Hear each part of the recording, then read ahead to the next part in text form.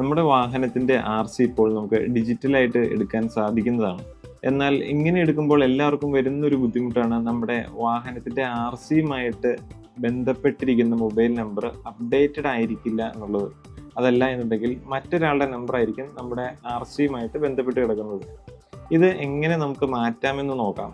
ഇത് മാറ്റാനായിട്ട് നിലവിൽ 2 ഓപ്ഷൻസ് ആണുള്ളത്. ഒന്ന്, നമുക്ക് തന്നെ പരിവാഹൻ്റെ സൈറ്റിൽ ഇത് മാറ്റാൻ സാധിക്കും. അതല്ല എന്നുണ്ടെങ്കിൽ നമുക്ക് RTO ഓഫീസിൽ പോയേ മാറ്റാൻ സാധിക്കുള്ളൂ.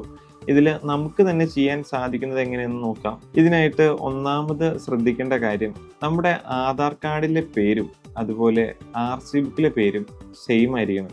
ഉദാഹരണത്തിന് ഇപ്പോൾ എൻ്റെ പേര് രവി PN എന്നാണെന്നിരിക്കട്ടെ. ആധാർ കാർഡിൽ രവി PN എന്നും RC ബുക്കിൽ PN രവി എന്നുമാണെന്നുണ്ടെങ്കിൽ ഇത് ഒരിക്കലും മാച്ച് ആവത്തില്ല. ഇങ്ങനെ വന്നു കഴിഞ്ഞാൽ നമുക്ക് സ്വയമേ അപ്ഡേറ്റ് ചെയ്യാനുള്ള ഓപ്ഷനിൽ ചെയ്യാൻ സാധിക്കാതെ വരും.